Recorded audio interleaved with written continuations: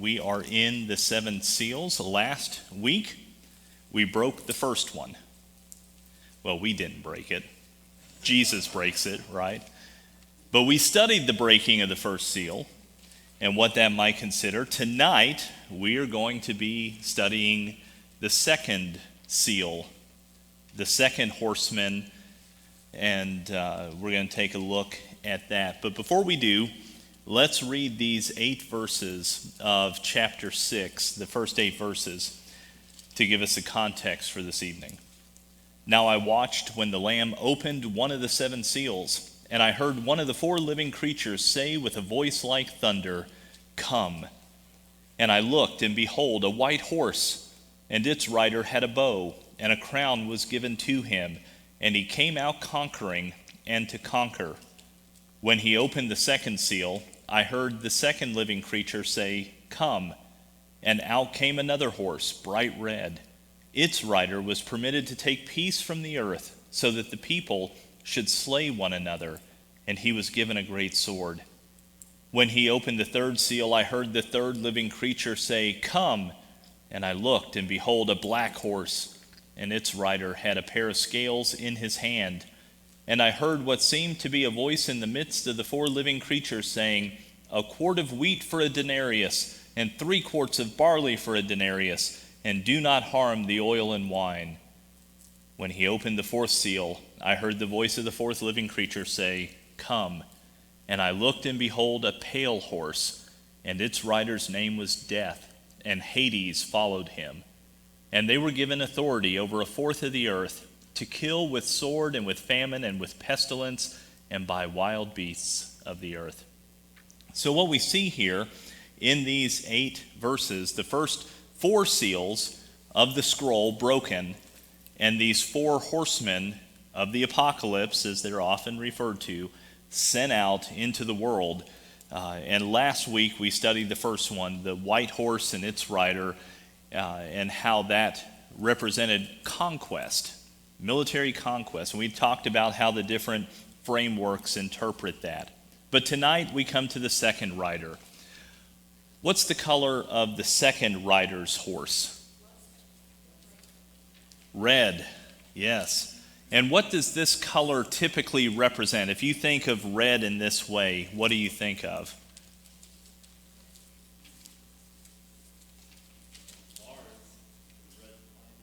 Mars, the red planet, sure. What else? Blood. Yeah, fire perhaps, but definitely blood. And that's an appropriate one in this situation, because if the first horse represents conquest, then the second horse is the full-blown horror of warfare. This is war that is full on. It's fighting that leads to the loss of life. And that is indeed what we see here. Now, some have interpreted this portion that reads, "so that people should slay one another." They've taken that to mean civil war, that it's one people slaying one another. I don't know that we can get that from the text. That's certainly how some commentators and interpreters have approached it. And I'm not saying that this precludes civil war, but what I am saying is it's not restricted to civil war.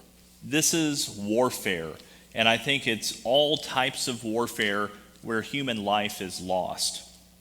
So again, who or what does this rider represent? War. I will refrain from quoting that great philosopher of the 70s. You know, war, what is it good for? Absolutely nothing, that's right. But anyway, I'm going to refrain from that. This rider is war. Now, which war? That's the question, isn't it? Which war? And this is where your interpretive framework gives you an idea of what you're looking for. So let's work through these. First of all, there's the historicist perspective. Now remember, again, we'll just kind of review these briefly. Historicism, Revelation is God's history book that's unfolding over time. But part of that means that these things must fit into a chronological order. And all of the events of Revelation are happening in chronological order. And we talked about last time that the conquest, the white horse, was the beginning of the Roman expansion until it reached its peak there in the 1st and 2nd century AD. Well, this one, for the historicist, is that time of battle and internal strife that followed the expansion and that conquest of the Roman Empire. And it starts with the Emperor Commodus, and it lasts for roughly about 100 years from the late 100s on. So you're talking about that period of time when Rome expands, but there's a lot of internal strife, a lot of battling against themselves. But that's, again, the historicists often look at this as civil war, representing civil war. And it may be that, but I think we're reading into the text sometimes. And I think that's one of the weaknesses of the historicist perspective, is that you have to make world events fit into this. And so the historicists would say this is the period that would follow after the Roman conquest. So therefore it must be the second rider, so it must mean civil war. You kind of see how that interpretation is maybe imposing something on the text rather than letting the text dictate what we're to believe. I'm not saying it's wrong, I'm just saying that we need to be aware of that as well. I don't think civil war is all that we're talking about here. Now, the second viewpoint, the preterists, they look at this as the terrible things that happened to the Jewish people as the Romans fought and sieged Jerusalem. Now, if you know much about the Jewish wars, you know that it was about 3 years of fighting. And it began with the Roman conquest, obviously. Jerusalem, Israel was under Roman rule at this time already. But the Jewish people chafed under the rule of the Romans. And by the time of the late 60s AD, they begin to revolt against Roman rule. And at that point, they start sending in more legions into this area to squash the rebellion. Because if there's one thing the peace of Rome could not tolerate, it was rebellion among those peoples who had been conquered. Did they not understand how good they had it? Rome was there. Yes, it cost them a little bit of money in taxes and their freedom and things like that, but they were free from other invasions and other people taking them over. The Romans were good to them if they would just submit to it. Well, when you start seeing the battle there in the Jewish wars, you start discovering that it wasn't just the Jews fighting against the Romans, it was the Jews fighting against each other as well during that time. We know from the histories of that period that there were at least 4 different factions of Jewish people who were fighting against each other while they were trying to fight against the Romans. So there was a lot of battle, a lot of strife that was going on during this time. Now, the third school of thought, the futurists, they look at this a little bit differently because, of course, for the futurists, this has yet to be, it hasn't occurred at this point in time. So they look at this as all kinds of war, certainly civil war, international war, religious war, and so forth. Some of the futurist scholars and interpreters have looked at the color of the horse and used it to apply to a nation today that could potentially be the Red Rider down the road. Does anybody have an idea of who that might be? Russia. Yeah, Hal Lindsey is a good example of this. And of course, for Lindsey, it was the Soviet Union in particular, because that's who was the country in charge of Russia during the 80s when Lindsey was writing. And what's the color of the Soviet Union? Red, right? The Red Scare, the red representing communism. Even today, red is the color of China. Red is the color of a lot of communist nations. And there's a reason for that. Red's not just an arbitrary color that they picked because they like the look of it. It represents things. And so that's what they look at here. I think this is, again, one of those issues where we have to be awfully careful when we're using interpretive frameworks, because could Russia be the second rider? Perhaps. Does it have to be? No. Was Russia always associated with the color red? Was that area associated with the color red when John was writing the book of Revelation? No. So we have to be a little cautious with this. But what we can say from the futurist perspective is that the Red Rider is bringing war on a grand scale. This is no little bit of war. This is massive war. This is world war. So you'll often hear futurists talk about World War III, right? And it's going to be the worst of them all. And we'll talk about this a little bit more as we move through these judgments, the 7 seals, the 7 trumpets, the 7 bowls, and we talk about what it is that is unique about our time compared to the time any other era before us when it comes to the devastation of war. What is it about our time that can lead to massively devastating effects from war? Nuclear weapons. What's that? Missiles, yeah, but it's the missiles with nuclear weapons, right? Missiles can do devastation. There's no doubt about that. Carpet bombing, all that kind of thing. But when we talk about nuclear warfare, we have not seen nuclear warfare. We've seen atomic warfare with the atomic bombs that were dropped on Hiroshima and Nagasaki in World War II. But we have never seen nuclear war. And honestly, we're not 100% sure what that would even look like long term.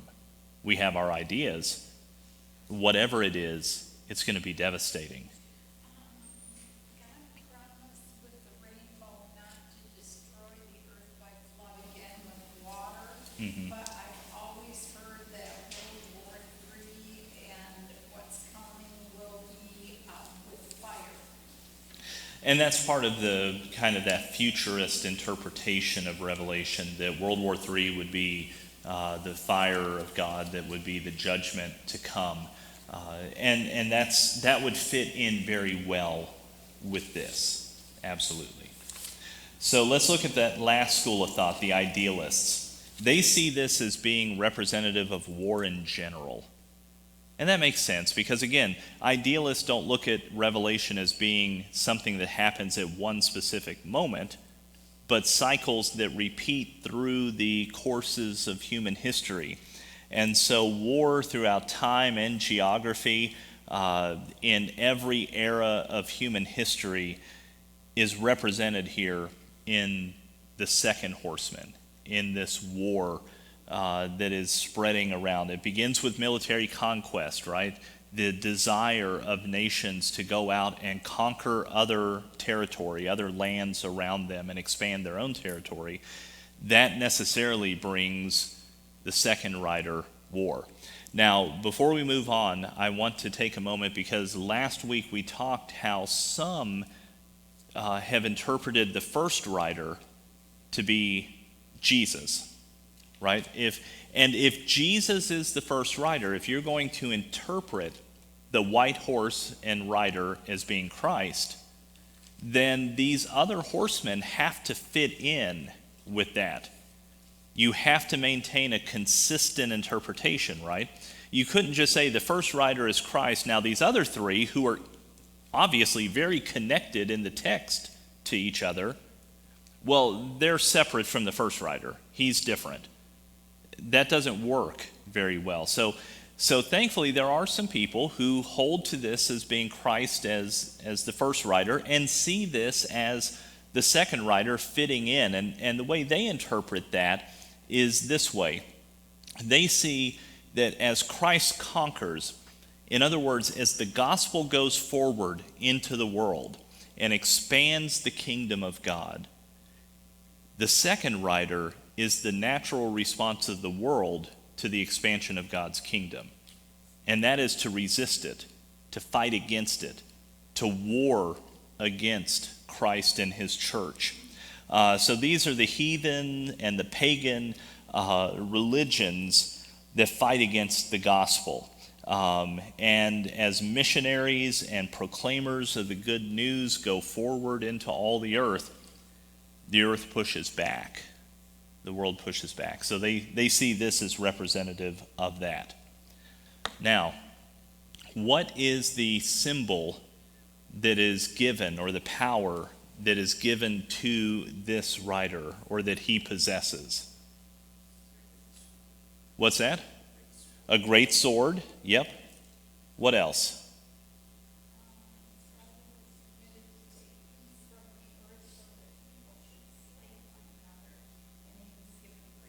Yes. So he was able to take peace from the world, cause people to slay one another, and he has a great sword.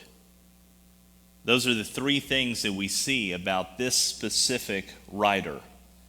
And this is where I think the futurist interpretation has some of the most interesting interpretations of this. And it comes back to that question about what is the great sword that he's given? Well, the futurist would typically say, and I don't know that all of them say it, again, boy, there's a lot of people within each one of these interpretive frameworks. I have not read them all.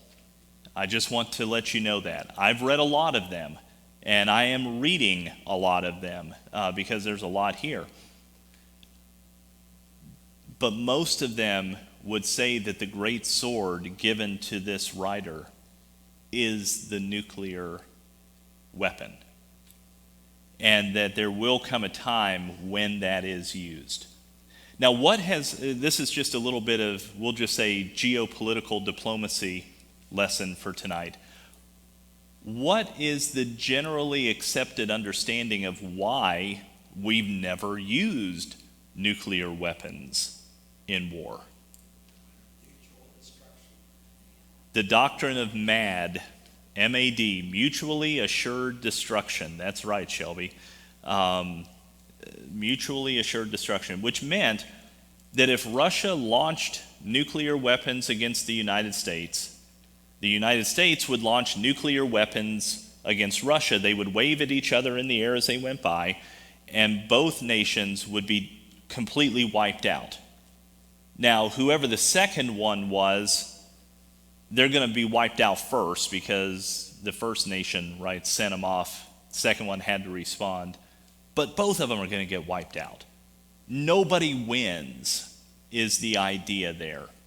Okay, now, Russia may think, well, we've got a lot of land, but okay, you got a lot of land. There aren't people in it. They're all concentrated around the cities, and those are where the nuclear weapons are targeted. And so this has kept that from happening. Now, let's be honest. There have been moments in history where we got awfully, awfully close to it. Closer than what any of us would like to think. In the 1960s, the Cuban Missile Crisis. That is a time when, if it had not been for some cooler heads prevailing in that moment, we could have very well have seen the United States and Russia launching nuclear weapons against each other. It was absolutely possible. But those weapons are still there.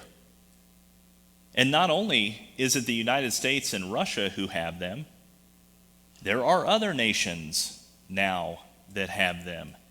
What are some other nuclear nations? Let's just start tossing them out. China. North Korea now is? Iran is not a nuclear power yet. But that's the point. They're working on it. That's exactly right. They're working on it. And we don't know how close they are, but we know that they're getting close. Who else? Israel. Well, we don't know. We don't know. Israel will neither confirm nor deny that it has nuclear weapons. They have nuclear weapons. Yes, France, Great Britain, both have nuclear weapons. Pakistan and India. Thanks for bringing that up, Zeke, because that's two that I was thinking of in particular. Guess what? India and Pakistan don't like each other at all. They are always on the brink of war with each other. And part of it is over some regions called Kashmir and this disputed border. And the problem is, what does this all come from? It comes from artificially drawn national lines that were done when Britain withdrew and allowed these nations to be established, right? And they said, this looks like a good line. Well, India said, no, we want this part. And Pakistan said, no, we want this part. They're still there. And this flares up a lot. And I'm not talking about just that they get mad at each other. They shoot each other. There are hot spots there where the Indian military and the Pakistani military fight one another. And there's always talk about they've both got nukes. They're going to use them. I'm not telling you this to terrify you tonight so that you don't sleep. That's not my intention. God is still in control, don't worry. But it tells us that there is a lot going on here, right? These weapons are all over the place. And once they start letting loose, that's bad news. How many nuclear weapons does the United States have? What's that? Well, it's classified. I can't tell you. But no, there's a lot. Russia has a lot, right? Because we were in an arms race at one point. And our idea was we'll get more than them. If we have more than them, well, we can blow them up 3 times as much as they can blow us up.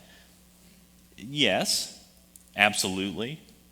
But in the end, it's a little, not to create a pun, but overkill. There's more than what you actually need to do what it is you're seeking to do. So, is this great sword nuclear weapons? Well, for many futurists, it is. But the other frameworks would say it's not representative of a weapon. It's representative of the weapons of war, however that comes. Whether it's swords, whether it's spears, whether it's arrows, whether it's bullets, mortars, artillery, whatever the case may be, it's war. And that's what we see here in the second rider. Yes?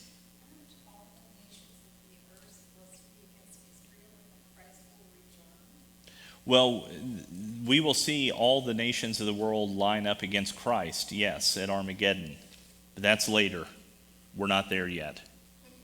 So, now, some people have interpreted it, particularly in the futurist camp, that there will be a battle against Israel, right? And then the Antichrist comes in and establishes peace with Israel and all the nations of the world. That's in here, but we're not there yet. Okay. So the third rider, let's take a look at the third rider. I put those up there for you. Okay.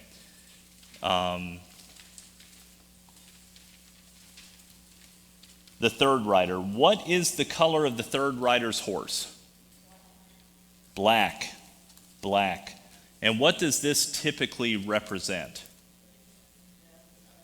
Death, destruction, famine. Yes. All bad things. And that's what this rider is bringing forth, isn't he? He's bringing forth famine and destruction of crops that lead to a great food shortage. And so again, we see the linkage between these riders. Conquest that leads to war, and the consequence of war, famine. And that's what we see. I don't know that there is anyone here tonight who is old enough to remember ration books during World War II. Are there?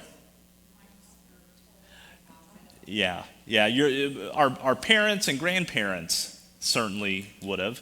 I know that I've got ration books that my grandmother had from World War II. I've got the ration books, the stamps, and all the stuff that goes along with it.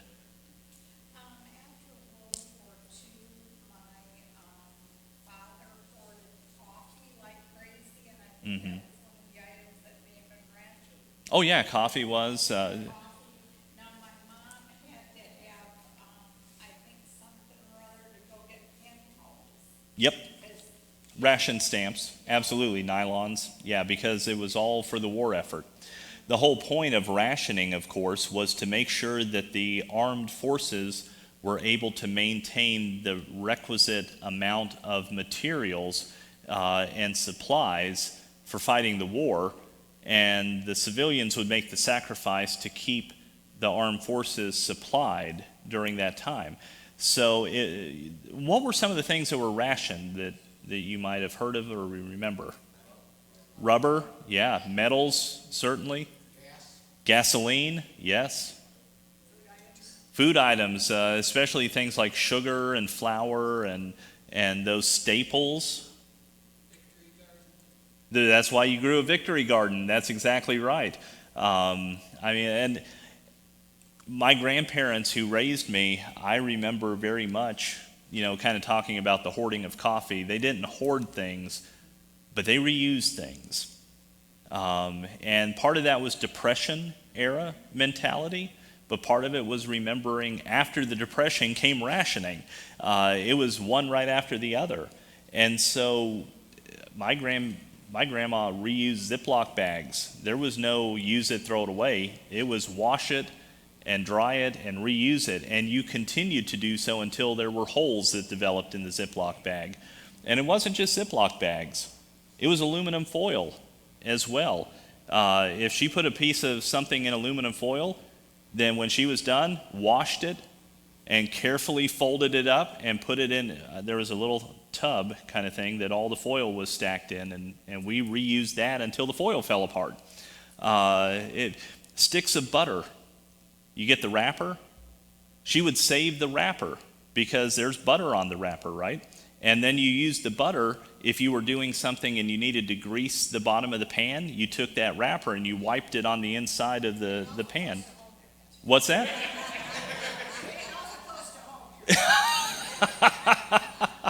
I'm just saying, these are things I remember growing up, right? we still do. Yeah, absolutely. Another thing, the two things that my dad hoarded after World War II were coffee and paper towels. Sure, yeah. Yeah, I mean, that anything that could go out, the mentality would sometimes be to either reuse or store. And that was the case because when there's a shortage, whether famine or what may have you, you kind of want that. And now this past year, right, I know some of you are laughing because you remember there were some shortages of items. Not for any real good reason.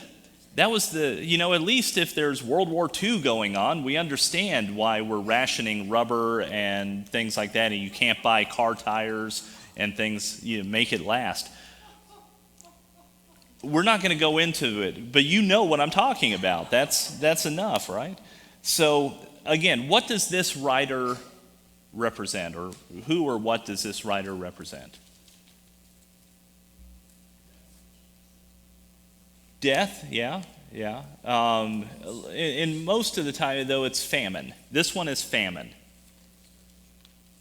The third horse is famine. And this is where it gets interesting because now John actually says,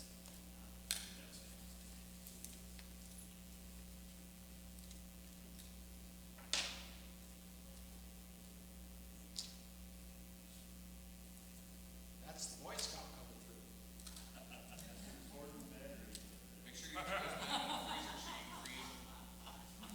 Yeah, pastor's hoarding batteries up here. No, I've been using these batteries here for over a month in this. I couldn't even remember the last time I replaced them. And I'm like, this thing tells me I've got full battery power. I know I don't. I just have no idea when it's going to go out. So I'm prepared. I was a Boy Scout. So anyway, here is an interesting thing that happens with this rider. When this rider comes out, John hears a voice in heaven. A voice speaks. Who's the voice?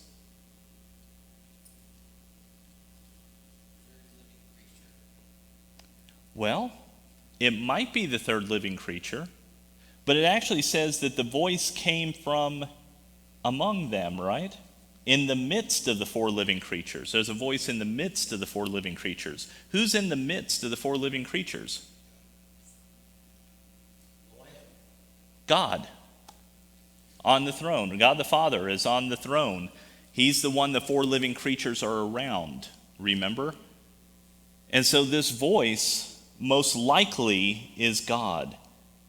And I think it is God based on where it's coming from and what it's declaring. Okay, so what is it that that this voice is saying? He says, a quart of wheat for a denarius, and 3 quarts of barley for a denarius, and do not harm the oil and wine. What's a denarius? What's that? I heard a measurement. It is currency. The denarius is currency. A day's wage. The denarius represented 1 day's wage for a common laborer. So that's what this was. Now think about this for just a minute. I want you to think about this. He says that a quart of wheat would cost a denarius, or 3 quarts of barley would cost a denarius. That means that a quart of wheat, which was essentially about a day's usage of wheat, would cost a day's wage. Stop and think about that for a minute. The amount of bread that you would eat in a day would cost you how much you earned in that day. That's what's going on in this situation. Now, let's say that the median income today, we'll use today's figures, and I'm using a round number because it's easier to do the math. But the median wage is about $50,000 a year, give or take. I'm not sure exactly what it is right now, but that is the median national wage in America, is about $50,000. That means that your daily wage is about $137. That means your day's bread will cost $137. How much is a loaf of bread today? How much? Some people are buying some expensive bread. I think I heard $6. Wow. Y'all are eating the fancy bread. You can get bread for about $1 at the store. And if you know where to go, if you want to go down to the day-old store, you can probably get it much cheaper than that, right? And listen, I have no problem with that. I can remember shopping at the day-old bread store. That was a treat. So, yeah, that's a huge increase, isn't it? Imagine working all day to get just enough bread to make a loaf of bread. Or, if you've got more mouths to feed in your family, you can buy a cheaper grain, barley, and you can get 3 quarts of barley for a day's wage. Barley was for the poorer people. That was the grain that was often eaten by the lower levels of society. Now, in this time period, at the time John was writing, the amount of wheat that you would need for your daily ration was about 1/8 of a denarius. That's how much it cost. Which means that this would be an 800% increase in the cost of wheat. That's what happens during times of famine, isn't it? During times of shortage, inflation. Massive inflation. Price goes through the roof. That's what happens. If you can even get the supplies. Remember Sunday, we were talking about what's going on in Cuba right now. And we talked about how the cost of a pound of rice had been 4 pesos. And now it's, I can't remember what it's up to, 100 and something pesos. And that's if you can find it, right? Absolutely. So that's what we see here. And then not only this, look at the next statement, because this one just seems kind of odd, right? Do not harm the oil and wine. What in the world is he talking about there? The bread, wheat, and barley have skyrocketed in price, but don't harm the oil and wine. What's going on here?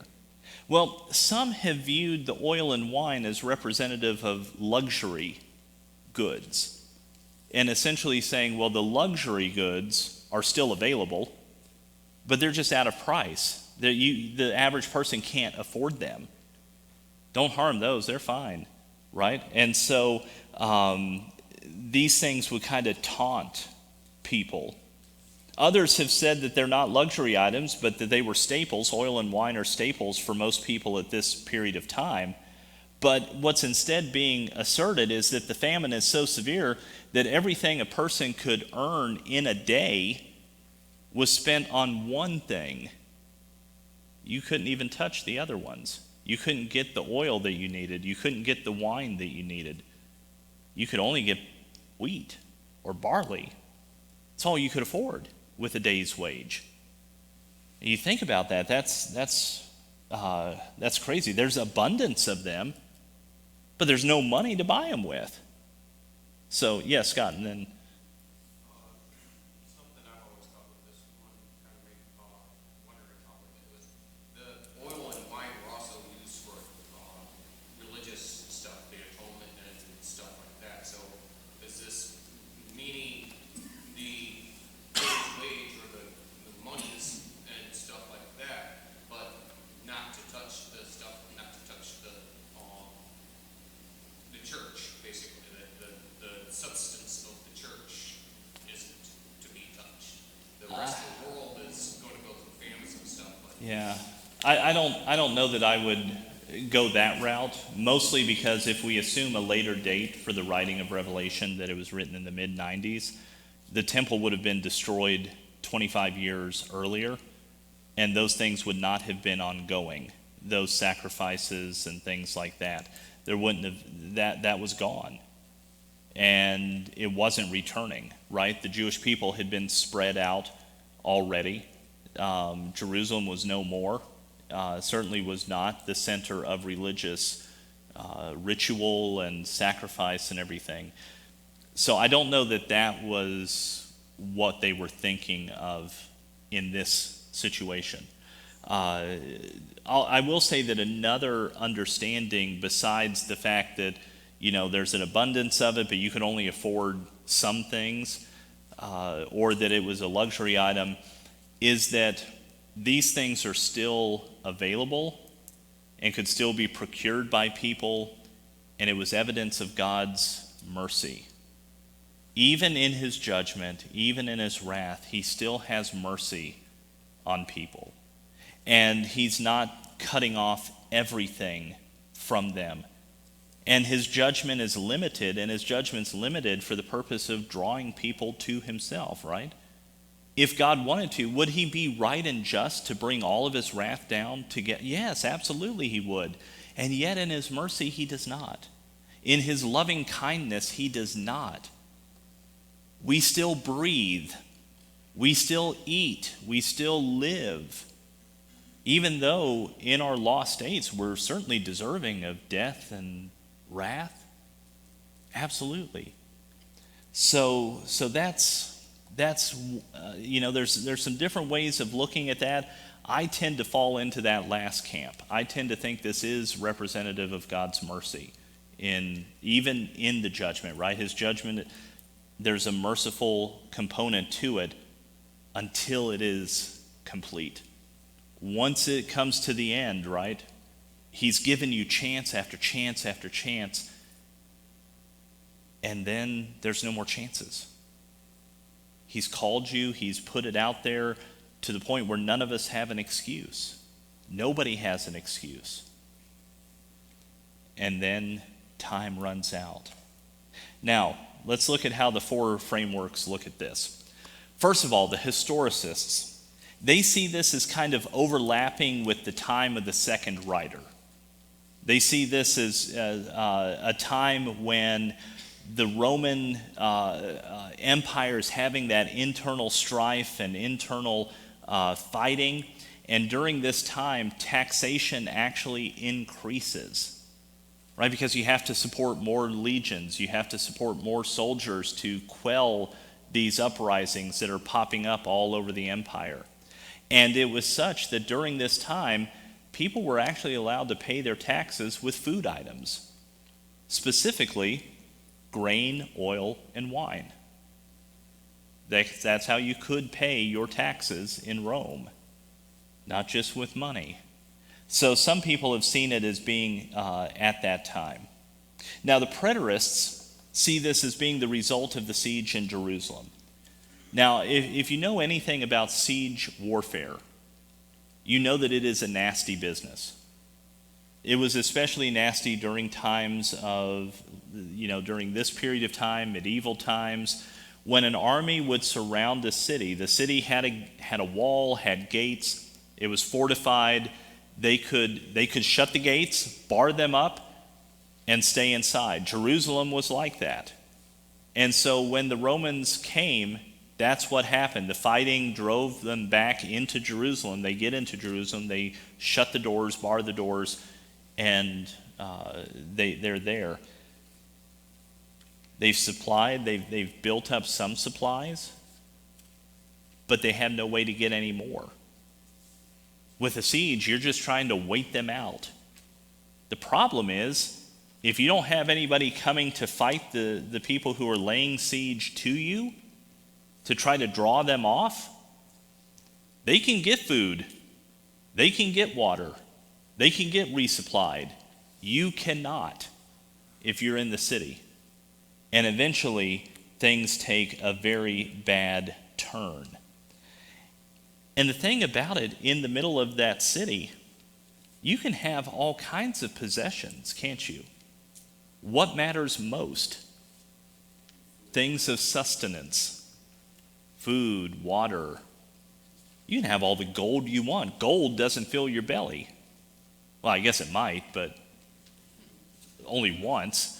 And then it's not going to go well, right? You're in a bad predicament. You can have all the gold you want, but hey, if I've got 5 pounds of wheat and you've got 1,000 gold coins, you can keep them. They're worthless. My wheat, though, that's going to sustain me. And so that's the way that it goes. Now, Josephus, who was Josephus? Does anybody know? Yeah, he was a historian. Does anybody know who was he a historian for? For Rome. Who was Josephus? What was his ethnicity? Jewish. Now wait a minute. I thought the Jewish people and the Roman people didn't like each other very much. What's that? Yeah, very much. He was like Matthew. Matthew was a tax collector, right? Well, Josephus started off fighting for the Jewish people. And then he saw what was happening. They were getting whooped. Therefore, he switched sides. And he went to the Romans and said, listen, I can tell you, I can write this history for you and tell you all about the Jewish people. And he thought he was actually helping the Jewish people. So I don't want you to think that Josephus was just a Benedict Arnold type. He wasn't. He thought that he could help his people by going over to the Roman side and helping them to understand the Jewish people, their mindset, their perspective, and why they were doing what they were doing. But he certainly wrote much of this at that time. Well, he said that during the siege, one of the Jewish factions, remember there were 4 of them, one of them actually plundered the reserves of sacred wine and oil in the temple, which may be one of the reasons why this was written the way that it was. For the preterists, they would certainly see that as being connected. Now, the futurists, they see this as being representative of the severe food shortages that will take place during the Great Tribulation. And indeed, this might even be speaking to the lack of food and resources that would be available to all of those who refuse to take the mark of the beast.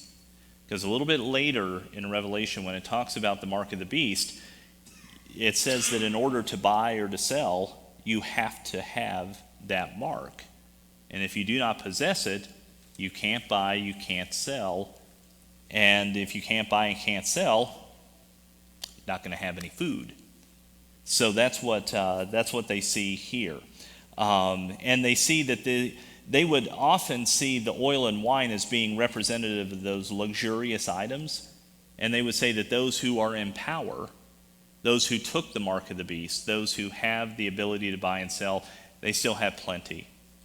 They still have good stuff, but the average people do not, especially believers during the time of the Great Tribulation. And as we'll talk about later, I'm sure the futurists would say that, obviously the rapture, we talked about that, most are pre-tribulation rapture. So they're out before the tribulation, but there will be people who come to faith in Christ during the tribulation, and they'll have to endure the tribulation. So if you remember the series of books from the 90s, Left Behind, that was kind of a fictionalized understanding of this dispensationalist approach to Revelation. Remember, everybody gets raptured out, and then you have a few who are like, oh man, what happened here? Oh, I remember my wife was a Christian. She talked about this happening. And then they read the Bible and said, oh, that is what happened. Okay, I believe now. And then they have to endure through the tribulation. So that's kind of what we see in this. And then finally, the idealist camp. We see that they see this as general judgment from God on societies that refuse to follow him. Famine is the natural result of conquest and war. And war happens on society. And that's what God does, right? When we look through the pages of Scripture, famine is one of God's instruments of judgment on nations and peoples. We see it over and over, that he'll bring famine. He'll bring droughts and the lack of crops and things like that. Now again, those who see Christ as being the first rider will see this as economic burdens that are placed on those who believe in Christ and trust in him for salvation. Listen, when you're a believer, sometimes that means that if you're in some places around, we tend to think of it in our American context, but we have to think broader than that. We have to think globally. If you're a believer in America, you might get people thinking you're kind of crazy. I bet each one of us here tonight have friends who think we're stupid for wasting our time coming out and spending an hour and a half in prayer and Bible study on a Wednesday night. Oh, it absolutely is a blessing. We know that, right? But we have friends who don't, because they're not believers. And they come to this and they say, you guys are just nuts. You guys could be sitting at home watching TV right now. You could be going to the casino right now and losing all your money. Or you could be, whatever the case may be, whatever they find to be fun, right? That's what they think you should be doing. And here we are. But in many, many other parts of the world, to put your faith in Christ costs you dearly. It might mean you lose your family. It might mean you're ostracized. It might mean you lose your job. It might mean that you're shut out of various kinds of employment. It might mean that some business people won't do any business with you.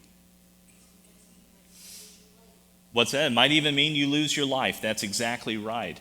The cost of following Christ can be great in many parts of this world.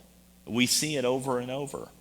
And so I think that, if you're going to see Christ as the first rider, then this fits in. There is a lack of resources for many believers around the world simply because of Christ. Now, what do they receive in return? Far, far more. No doubt. But it doesn't negate that there's a cost in this life. And Jesus says that, right? Count the cost. Nobody goes to war without checking to see if they've got the armies to do it. Nobody sits down to build a tower unless they've got the resources to do it. Easy believism, that's something for America, for the West. Easy believism in a place like Iran, there's no such thing. Nobody presents the gospel that way. I grew up from Turning Point, USA, went over to Cuba, and they showed a video, and the tourist area of Havana is kept in pristine condition. Mm-hmm. They actually got out of there and went and filmed in Cuba. Oh, sure. Of the long lines of no gas. Oh, absolutely. Long lines at the gas station. And then they went to the grocery stores. There was no food. Mm-hmm. People had to wait till there was food delivered to the grocery store. And then there was a stampede for what food was there. And the food that was there was like junk food. Oh, absolutely, yeah. And that kind of thing happens all over. That's more of a indictment on the socialist government of Cuba than it is the government against the church. Yeah. Turning Point, they were there, I think it was eight days. They lost 8 pounds in 8 days. And the authorities were chasing them down because they had been filming in Cuba. Mm-hmm. They were able to get out of there with their films, and they made a video of it. Oh, sure. Yeah, and that's absolutely representative of what goes on there. I know I can show you pictures of a grocery store in Santiago. The shelves are all stocked and full. And I can show you what the prices are because I took pictures of those too. Unobtainable for the average person. Nobody was shopping in there. I mean, it was tourists. It was folks like us walking around in there looking at it. But the average Cuban person was not buying anything in there. It just wasn't available. All right, so let's keep moving here. What symbol or power is given to the third rider? What's he holding? Scales. He's holding scales. And this makes sense, doesn't it? Because when we think about that, scales are symbolic of the marketplace. When you go to the market, especially during this time, what would be going on? You'd have a set of scales and you'd weigh things and to make sure that you were getting the amount of wheat that you wanted, or that the amount of gold that was there was the proper value, all of those things. And now what's interesting is this idea of famine and the bread, the things for bread like wheat and barley being measured out like that. In Leviticus 26:26, it actually says that the consequence for rebellion against God and his people is that your bread will be measured out to you and you will still be hungry. That 10 women will bake a loaf or bake bread in an oven and it'll be cut up and measured out to you and you'll still be hungry. That's part of it. And that's what we see here, right? It's against a rebellious world against God. All right, well, we've only got 5 minutes. I don't think we're going to make it through the fourth rider in 5 minutes. So I don't want to start the fourth rider. But we will pick up with him and see him next week when we get together. Any questions about the second or third rider tonight? Okay, so we'll finish up this handout with the fourth rider, and then we'll get into the next handout with the next set of seals to be broken. So let's go ahead and pray, and then we'll dismiss. Father, thank you so much for this evening that we could study your word. And we know that there are aspects of this that are just overwhelming when we stop to think about them, when we study them. Father, we think about the great consequences of rebellion and sin. And Father, we know that these things that are coming are just because they are judgments from you. And Father, we thank you too that even in the midst of your judgments, we can see your mercy and your love for us. And we're reminded that you are not slow in returning, as some would count slowness, but rather you are patient, and you provide opportunity for repentance, for people to turn to you. And Father, I thank you for that. I thank you for those who have come out tonight to study, Father, and for those who weren't able to make it tonight. I know there's a lot of folks who are watching the recordings of these evenings, and we thank you for that. Father, I pray that we would be blessed, and that we have been blessed by the reading of your word, by the study of it, and by the fellowship that we enjoy with each other. Continue to help us be sharpened by one another, so that we may continue to grow in our sanctification. Father, I thank you for the desire of the people of this church to grow closer to you, to pursue holiness, and to see disciples made. We ask this all in Jesus' name. Amen.